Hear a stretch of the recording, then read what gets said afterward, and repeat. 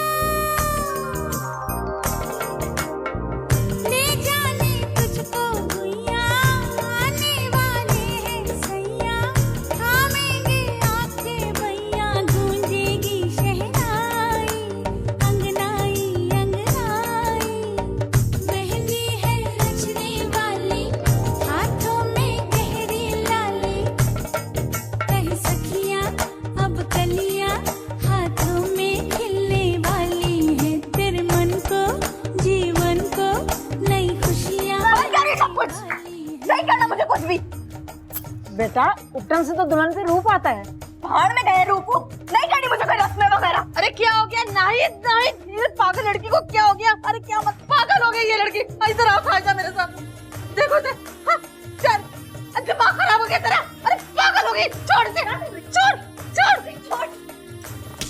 क्या कर रही हो आप? और क्या करूं मैं? दिमाग मेरा परेशान कर दिया। क्या हो गया बेटा? नहीं करनी मुझे शादी। अब मैंने एक बार भी मेरी मर्जी पूछी मुझसे मैं क्या चाहती हूँ। अरे तेरे बाप ने कभी किसी से पूछा? वो तो खुद ही फैसला करते हैं। तू जानती नहीं है अपने अब्बा को। मैं एक जल्लाद बाप के घर से निकल के उस जल्लाद फहीम के घर में जाकर रहूं? नहीं कभी नहीं। वो औरत को इंसान नहीं जानवर समझता है। तू समझा, इसका बाप इसको जान से मार देगा। अच्छा ना फिक्र नहीं करो। ठीक है मैं कर लूंगी शादी, लेकिन मैं आपको बता रही हूँ ये रिश्ता ज्यादा देर तक नहीं चलने वाला है। क्या हो रहा है? क्या हो रहा है? क्या हुआ? मुझे वैसे ही परेशान हो रही है तो शादी है ना, आप चलें। सब खैर है ना?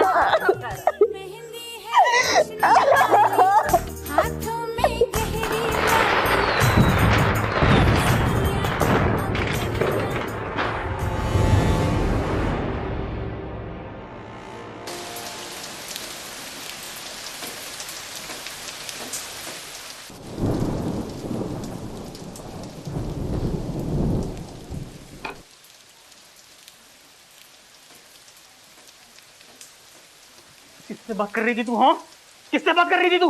मैं आपको बताना जरूरी नहीं समझती हूँ, और वैसे भी जब आप बात करते हो मैं पूछती हूँ। मैं रूह से बात कर रही थी, ये ले आप भी बात कर ले। तेरी हिम्मत कैसे हुई? हाँ ये क्या बदतमीजी है? तेरी हिम्मत कैसे हुई मुझसे इस तरह बात करने की? औरत पाँव की जूती होती है, अपने बाप के घर उड़ती होगी तू। अगर यहाँ उड़ने की कोशिश की ना तो तेरे सारे पर उतार दूंगा मैं। इसीलिए मैं आपसे शादी नहीं करना चाहती थी। नफरत है मुझे अपने बाप के खानदान से। आप लोग औरत को इंसान नहीं जानवर समझते। शादी करता कौन तुझसे? जानता हूँ, शादी से पहले तेरा किसके साथ मास्का चल रहा था। खानदान का कोई लड़का थूकता नहीं था तुझ पर। ये तो मैं हूँ जिससे शादी कर ली तुझसे। हाँ तो क्यों की शादी मुझसे? क्यों की? मत करते। क्यों किया आपने ये एहसान मुझ पर? मैं तो खुद नहीं करना चाहती थी अपने बाप के खानदान में। बकवास करती है, मेरे साथ जबान चलाती है, जान से मार दूंगा तुझे मैं। अभी तो शादी को 1 हफ्ता ही हुआ है और तुम्हारे रंगढंग शुरू हो गए। खुदा के लिए हाथ जोड़ती हूँ तुम्हारे आगे, आजाद कर दो मुझे या फिर जान से मार दो। पाँव पड़ती हूँ तुम्हारे, मुझे आजाद कर दो। आजाद कर दूं? एड़ियां रगड़ रगड़ के मर जाएगी ना तो भी तुझे आजाद नहीं करूंगा मैं। जान से मार दो मुझे, नहीं रहना मुझे ऐसी घुटन भरी जिंदगी में। जी नाहिद, बताइए क्या मसला है, कैसे मदद कर सकते हैं हम आपकी? दरअसल मैम, मैं अपने शौहर से खुला लेना चाहती हूँ। कितना अरसा हुआ है आपकी शादी को? 2 हफ्ते। क्या 2 हफ्ते? आप इनकी वालिदा हैं? नहीं, मैं इसकी खाला हूँ। आपने नहीं समझाया इनको? इतना जज्बाती फैसला कर रही है बच्ची। नहीं समझाया तो बहुत, लेकिन जिन हालात में इसकी शादी हुई और जो कुछ ये अब बता रही है तो मुझे नहीं लगता कि ये उसके साथ रह सकेगी। दरअसल मेरी शादी मेरे पेरेंट्स ने ज़बरदस्ती कर दी।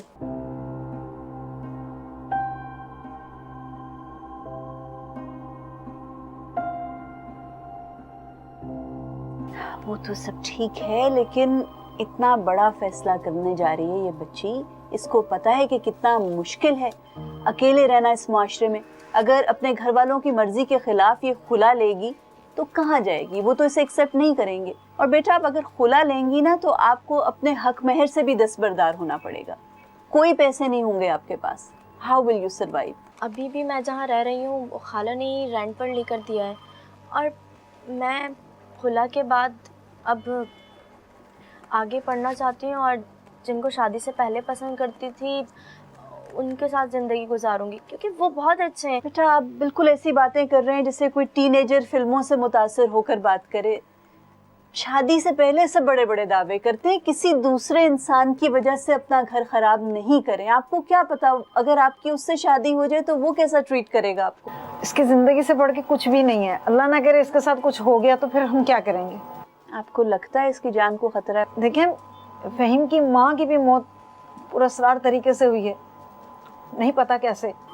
आप बुजुर्ग हैं, आप अपनी फैमिली को बेहतर समझती हैं, जैसा आप मुनासिब समझती हैं। शहरोज़ दूसरे कमरे में हैं, पेपर वर्क वो तैयार कर देंगे। Dissolution of Muslim marriages act के तहत औरत दर्ज झेल वजूहात की बिना पर खुला हासिल कर सकती है।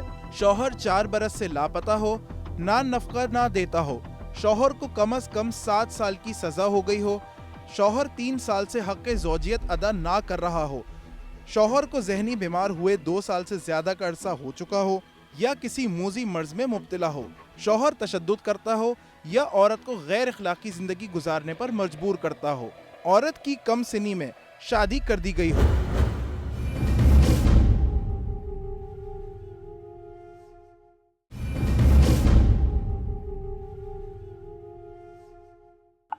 अब्बा, आप खल्फ, तू कहाँ छुपी बैठी है? और तूने फहीम को खुला का नोटिस भिजवा दिया? क्या तकलीफ थी तुझे ससुराल में? मेरी बात गौर से सुन, खुला का नोटिस वापस ले और अपने शौहर के घर चली जा, वरना मुझसे बुरा कोई नहीं होगा।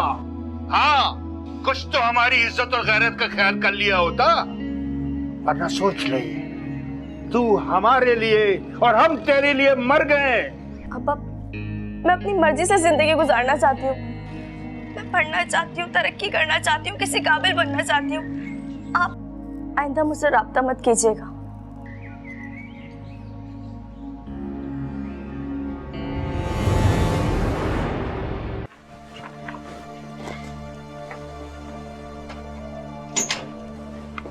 एक्सक्यूज मी शिरोज जी आप कोर्ट जा रहे हैं? हाँ, कुमल में कोर्ट जा रहा हूँ। मैडम आमना का सेल ऑफ है, उन्हें इन्फॉर्म कर दिएगा कि नाहिद की कॉल आई थी। किस लिए कॉल आई थी नाहिद की? वो शुक्रिया अदा करना चाह रही थी और उन्हें खुला मिल गई है। ठीक है, मैं मैडम को बता दूंगा, लेकिन पर्सनली एक बात बताऊँ, मैडम को ये खबर सुन के खुशी नहीं होगी। क्यों? उन्हें टूटते घर अच्छे नहीं लगते। टूटते घर किसे अच्छे लगते हैं? मैं बता दूंगा।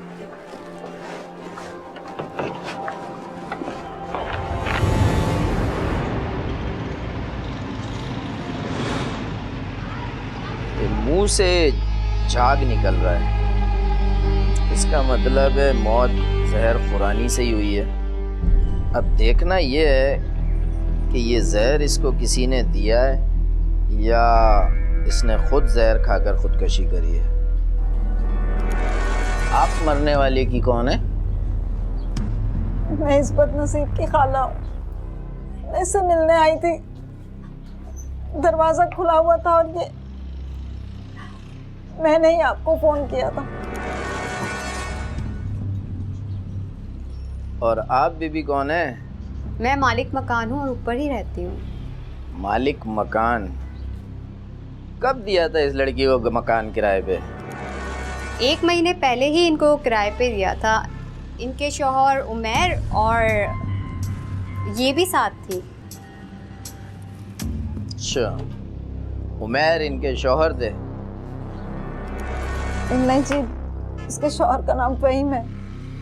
फ़हीम से खुला ले चुकी थी ये। बस इद्दत के बाद उमैर से शादी होनी थी। इसका बाप बहुत जल्लाद है, उसने इससे कतई ताल्लुक कर लिया था। माँ मिलना चाहती थी और मैं ही जरिया थी इनके मिलने का, और आज भी मैं इसकी खैरियत मालूम करने आई थी। हाँ। उमैर को इत्तला दी आपने? जी मैं फोन कर रही थी लेकिन उसका फोन बंद जा रहा है। ठीक है ठीक है, आप वो नंबर मुझे बताएं जरा। जी 0333 212।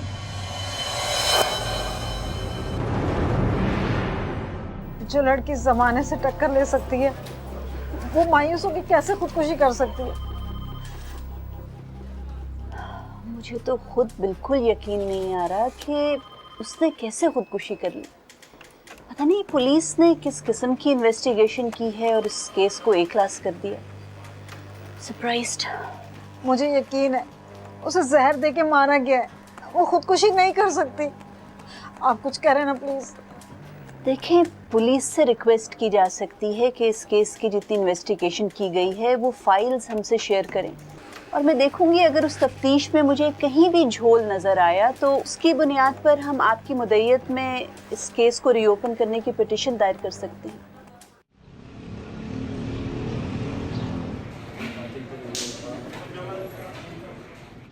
आयुष साहब, ये बताइए कि किन वजूहात की बिना पर आपने एक नौजवान औरत की अचानक मौत को खुदकुशी करार देकर इस केस को ए क्लास कर दिया था? सर, जाए वारदात से हमें ऐसे कोई शवाहिद नहीं मिले जिससे ये जाहिर हो कि ये कत्ल है, खुदकशी नहीं। लाश मरने वाली के अपने ही घर से बरामद हुई। किसी किस्म का कोई फिंगरप्रिंट्स या बॉडी पर से भी कोई निशानात नहीं पाए गए।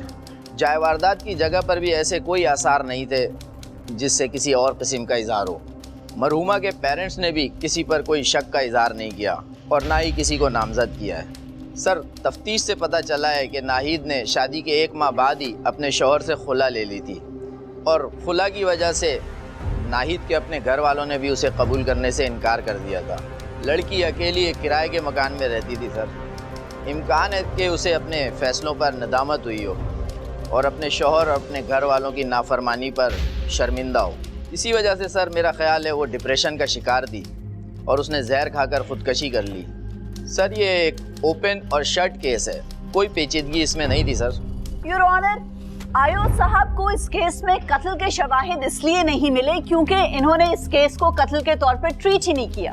तफ्तीश इस तौर पर की ही नहीं गई, जबकि बहुत से शवाहिद बहुत ऑब्वियस हैं जिन पर सवालिया निशान है। योर ऑनर, पोस्टमार्टम की रिपोर्ट बताती है कि नाहिद की मौत आर्सेनिक खाने से हुई। योर ऑनर, आर्सेनिक अपना असर 6 से 7 घंटे में दिखाता है। पोस्टमार्टम रिपोर्ट से और मरहूमा के स्टमक कंटेंट से ये भी पता चलता है कि ये आर्सेनिक किसी डेयरी प्रोडक्ट में मिक्स करके दिया गया, यानी नाहिद ने खीर या कस्टर्ड टाइप की कोई चीज खाई जिसमें जहर मिला हुआ था, जिससे उसकी मौत वाक़ई हो गई। योर ऑनर, क्राइम सीन से आयो साहब और इनकी टीम ने जितने भी शवाहिद इकट्ठे किए, मरहूमा के घर में जितने मैले बर्तन थे उनमें से किसी में भी ना तो डेयरी प्रोडक्ट के आसार मिले और ना ही आर्सेनिक के, जिससे एक अंदाजा ये लगाया जा सकता है कि शायद नाहिद को जहर घर में नहीं घर के बाहर दिया गया। लेकिन इसी इब्तदाई तफ्तीश में एक और सवालिया निशान भी पैदा होता है। मुद्दई ने नाहिद की लाश पहले डिस्कवर की थी। मुद्दई जब नाहिद के घर गई तो उन्होंने देखा कि नाहिद के घर का दरवाजा खुला हुआ था। इससे एक मफरूजा तो ये निकाला जा सकता है कि जिसने भी नाहिद को जहर दिया वो नाहिद के जानने वाला था, क्योंकि दरवाजे पर कोई फोर्स्ड एंट्री के शवाहिद नहीं। योर ऑनर, इब्तदाई तफ्तीश में मरहूमा के नेबर से भी पूछगछ करने की कोशिश नहीं की गई कि क्या टाइम ऑफ डेथ के करीब करीब कोई मरहूमा के घर उसको मिलने आया था या नहीं। सर आयो साहब कह रहे हैं कि नाहिद डिप्रेशन का शिकार थी, उनको अपने फैसलों पर नदामत भी थी और इसी डिप्रेशन और नदामत में आकर उन्होंने शायद खुदकुशी कर ली। योर ऑनर, नाहिद के खुला का केस मैंने ही लड़ा था और उस केस के दौरान मेरी जितनी भी नाहिद से इंटरेक्शन हुई, मैंने तो यही पाया कि वो खातून एक इंडिपेंडेंट और कॉन्फिडेंट खातून है। उनके बहुत से ख्वाब थे जो वो पूरा करना चाहती थी, जिनमें तालीम भी एक अधूरा ख्वाब था, और इसी सिलसिले में प्राइवेट इम्तिहान देने के लिए उन्होंने इंटरमीडिएट के एग्जाम्स में अपनी रजिस्ट्रेशन भी करवा ली थी। योर ऑनर, एक ऐसी खातून जो आगे पढ़ना चाहती हो, अपने शोहर और अपने वालिद के सामने अपने राइट्स के लिए स्टैंड लिया हो, जो अपनी छोटी बहन के लिए रोल मॉडल बनना चाहती हो, योर ऑनर, ऐसी खातून इतनी कमजोर नहीं हो सकती कि बगैर किसी जवाज के खुदकुशी कर ले, खास तौर पर उस वक्त जब उसे अपनी जिंदगी वापस मिल गई थी और वो अपनी टर्म्स पर अपनी जिंदगी जी सकती थी। योर ऑनर, पुलिस ने तो मरहूमा के सेलफोन का रिकॉर्ड तक नहीं निकलवाया, शायद उससे कोई क्लू मिल जाता। योर ऑनर, हमारे पास कुछ लीड्स हैं जिसकी बुनियाद पर सस्पेक्ट लिस्ट बन सकती है, जिसमें मरहूमा के सेलफोन का रिकॉर्ड भी दरकार है। हमारी अदालत से गुजारिश है कि इस केस को रीओपन किया जाए और अब इन्वेस्टिगेशन मर्डर की लाइंस पर की जाए।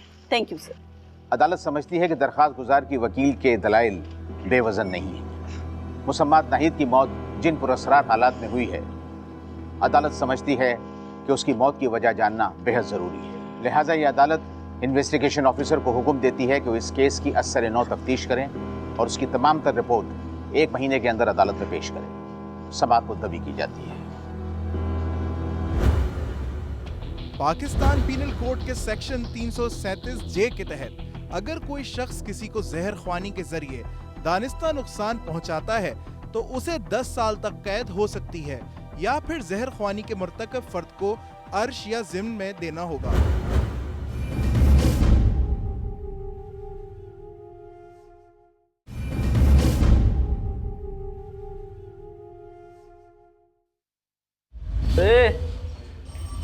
तू है उमैर? हाँ जी। नाहिद से तेरी आखिरी बार बात कब हुई थी? नाहिद से मेरी आखिरी बात 3 दिन पहले हुई थी। उसको मकान दिलाने के बाद मैं तो एक बार भी उससे मिलने नहीं आया। मुझे नहीं पता ये सब कैसे हुआ। नाहिद से शादी भी करना चाहते थे? हाँ, और तेरी वजह से नाहिद ने अपने शौहर से खुला लिया और अपने वालिदैन से बगावत करी। मेरी तो जिंदगी उजड़ गई। बस ओए बस, इधर कोई फिल्म की शूटिंग हो रही है, फिल्मी डायलॉग मार रहा है। मेरी जिंदगी थी बढ़ाया। बात सुन कान खोल के, तू मेरे शक के दायरे में है। फिलहाल तुझे हिरासत में नहीं ले रहा हूं, लेकिन एक बात याद रखियो, जब तक तफ्तीश मुकम्मल ना हो जाए तू शहर से बाहर नहीं जा सकता, समझा? और जिस वक्त भी तलब किया जाए फौरन हाजिर होगा, समझा? नजर रखियो इस पे। मैडम, हमने उमैर की अली की तस्दीक कर ली है। वो नाहिद की मौत वाले दिन अपने ऑफिस में ही था। इसके बाद तो हमारे पास सिर्फ एक ही सस्पेक्ट रह जाता है, फहीम। और फहीम के पास नाहिद को कत्ल करने का मोटिव भी है। मोटिव तो है मैडम, लेकिन फ़हीम के खिलाफ कोई एविडेंस नहीं है हमारे पास।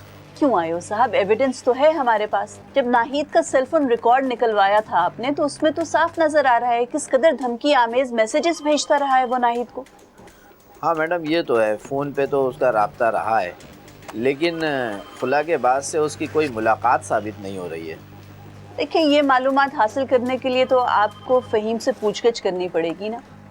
और सेकेंडली, पता नहीं नाहिद की वालिदा मिलने से क्यों कतरा रही हैं। आपने भी लाइन अप नहीं करवा के दी मुलाकात। मैंने खुद उनके घर कॉल की तो उसकी छोटी बहन भी बहाने बना रही थी। सर मालूम तो करें वो लोग मुझसे मिलना क्यों नहीं चाह रहे। ठीक है मैडम, मैं पता करता हूँ।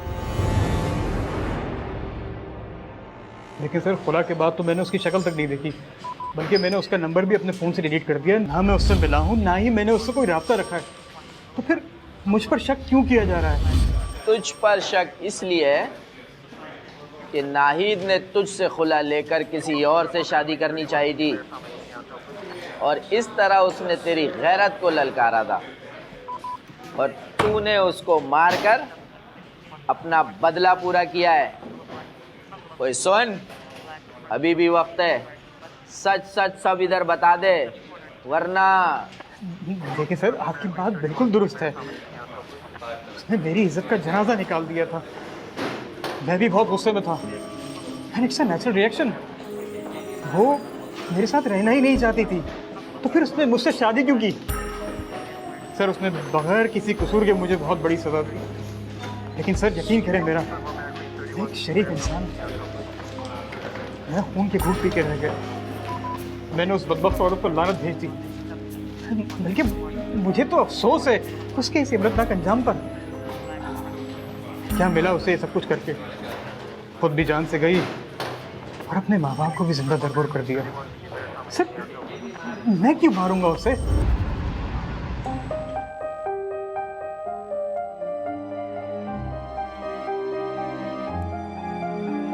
मेरा ख्याल में अब ये जानना ज़रूरी है कि नाहिद की जिस रोज़ डेथ हुई है उस रोज़ नाहिद कहाँ कहाँ गई, किससे मुलाकात की, ताकि ये मालूम हो सके कि उस रोज़ किसके पास अपॉर्चुनिटी थी कि वो नाहिद को जहर दे सके। मैडम, नाहिद के टेलीफोन रिकॉर्ड से ही पता चल रहा है कि वो जिस दिन उसकी डेथ हुई है और उससे एक दिन पहले तक अपने घर वालों से कांटेक्ट किया। मुझे ये बताइएगा कि नाहिद ने अपने इंतकाल से कोई एक रोज़ पहले घर पर कॉल की थी? आप लोगों से कोई बात हुई थी उसकी? नहीं, हमारा तो उसका काफ़ी अरसे से कोई राब्ता नहीं था। देखें, गलत बयानी से तो काम नहीं लें आप। हमने नाहिद का सेलफोन रिकॉर्ड निकलवाया है तो हमें मालूम हुआ है कि इंतकाल से एक रोज़ पहले उसने घर पे कॉल की है। कोई 25 मिनट के करीब उसकी बात हुई है। बल्कि हमारी मालूमात के मुताबिक तो वो आपसे मिलने भी आई थी। खुदा के वास्ते मेरे शौहर को पता न चले कि ये बात मैंने आपको बताई है। वो आई थी मुझसे मिलने के लिए। अरे मुझे क्या पता था वो आखिरी बार मुझसे मिलने आ रही है, वरना मैं उसको रोक ही लेती और वो खुदकुशी ना करती। मुझे तो सिर्फ शक था कि वो शायद आपको मिलने आई हो। अब आपने बात की तस्दीक कर दी। किस रोज आई थी आपको मिलने? वो जिस दिन, मैं बताती हूँ आपको, जिस रोज फौत हुई थी वो उसी दिन आई थी, दोपहर 2:30 बजे के करीब। क्या बात कर रही थी? कोई परेशान थी? हम लोग तो यहीं बैठ के बातें कर रहे थे, बल्कि वो बहुत खुश भी थी। और एक रोज पहले मैंने कस्टर्ड बनाया था तो मेरी बहुत तारीफ कर रही थी कि मैं बहुत अच्छी शेफ हो गई हूँ। उसे खुला लेना ही नहीं चाहिए था। आपने उसे उकसाया था खुला लेने के लिए, वरना फ़हीम में क्या बुराई थी?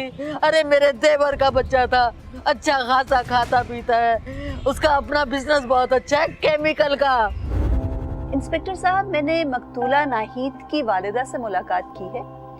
अच्छा, उनसे बातचीत करने के दौरान कुछ नई बातों का इंकिशाफ हुआ है।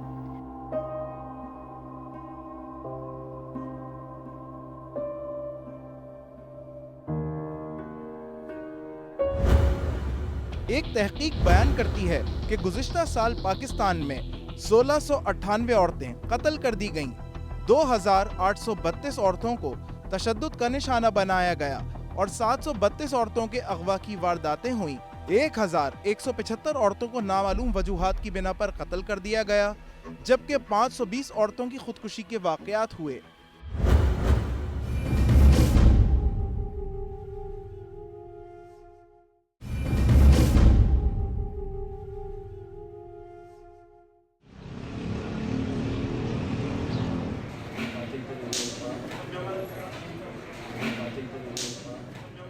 योर ऑनर, जब मरहुमा नाहीद की मौत की तफ्तीश असरे नौ की गई तो सबसे पहले नाहीद के सेलफोन का रिकॉर्ड निकलवाया गया। योर ऑनर, इस रिकॉर्ड से ये मालूम हुआ कि नाहीद को कत्ल करने का मोटिव दो मुख्तलिफ अफराद के पास था और ये दोनों अफराद नाहीद को सेलफोन पर धमकी आमेज मैसेजेस भी भेजते रहे थे। योर ऑनर, इस तफ्तीश में जो पहला सस्पेक्ट सामने आया वो उमैर था। उमैर वो शख्स था जिससे नाहीद शादी करना चाहती थी, जिसके लिए नाहीद ने अपने वालिदैन से झगड़ा किया, अपने शौहर से खुला ली। योर ऑनर, खुला लेने के बाद नाहीद की अब ये तवक्को थी कि उमैर उससे शादी करेगा, लेकिन उसके बरक्स उमैर का रिश्ता किसी और घराने में किया जा रहा था। इसकी वजह से उमैर और नाहीद के दरमियान शदीद इख्तलाफात पैदा हो गए और दोनों के दरमियान धमकी आमेज मैसेजेस का तबादला हुआ और शक की बुनियाद पर जब पुलिस ने उमैर को जेरे हिरासत लिया और उससे तफ्तीश की तो उसने बताया, नाहिद के सेल फोन रिकॉर्ड ने सब कुछ साफ कर दिया है। नाहिद ने तेरी वजह से अपने शौहर से खुला ली और अपने वालिदैन से बगावत करी और तू उसको छोड़कर किसी और से शादी कर रहा था। और जिस वक्त नाहिद ने तेरे ऊपर प्रेशर डाला अपने से शादी करने के लिए, तूने इसको रास्ते से हटाने के लिए उसको जहर दे दिया। सर मैं सच कह रहा हूँ सर, मेरे वालिदैन उससे शादी करवाने को तैयार नहीं थे क्योंकि उसने पहले से खुला ली हुई थी। मैं वालिदैन के दबाव में मजबूर हो गया था। मैं तो उनकी पसंद की लड़की से शादी करने के लिए भी तैयार था सर, पर मेरे ज़मीन ने मलामत किया। मैंने सोचा नाहिद ने मेरे खातिर पूरी दुनिया से लड़ाई कर ली मेरे लिए और मैं बुज़दिल बन रहा था। सर मैंने अपने पेरेंट्स से साफ साफ कह दिया, अगर अपना बेटा चाहिए तो उसकी पसंद को भी कबूल करना होगा। मैंने तो ये खुशखबरी नाहिद को भी सुना दी थी। आप चाहें तो आप मेरे पेरेंट्स से भी कंफर्म कर सकते हैं सर। तफ्तीश में जब उमैर क्लियर हो गया तो पुलिस ने दूसरे सस्पेक्ट पर तवज्जो दी। वो दूसरा सस्पेक्ट नाहिद का साबिक शौहर फ़हीम था। फ़हीम ने खुला के बाद नाहिद को धमकियां दी थी। उसको मालूम हो गया था कि खुला की असल वजह ये थी कि नाहिद किसी और को पसंद करती थी और फ़हीम को छोड़कर उससे शादी करना चाहती थी। फ़हीम की अना को ठेस पहुंची और इश्तियाल में आके उसने धमकी आमेज मैसेजेस करना शुरू कर दिए। पुलिस ने जब फ़हीम को जेरे हिरासत लेकर उससे तफ्तीश की तो उसने बताया, तेरा तो काम ही केमिकल का है ना, हर किस्म के जहर मिलते हैं तेरे पास। कबूल कर ले वरना उल्टा लिटा के इतने छितर मारूंगा कि भूल जाएगा सब। अभी भी वक्त है, सच सच बता दे वरना वो असर करूंगा कि किसी काबिल नहीं बचेगा। बताता हूँ सर, सब बताता हूँ सर जहर मैंने ही लाकर दिया था। फ़हीम ने दौरान तफ्तीश इस बात का एतराफ़ किया कि उसने कत्ल नहीं किया, उसने सिर्फ जहर मुहैया किया था। इस कत्ल का असल मास्टरमाइंड कोई और था। फ़हीम की निशानदेही पर पुलिस ने उस मास्टरमाइंड को भी जेरे हिरासत ले लिया। योर ऑनर, दोनों मुल्ज़िमान ने 164 के तहत मजिस्ट्रेट के सामने अपना एतराफ़ी बयान भी रिकॉर्ड करवा दिया है। सर मैं दोनों मुल्ज़िमान को अदालत के सामने पेश करने की इजाज़त चाहती हूँ। मुल्ज़िमान को पेश किया जाए।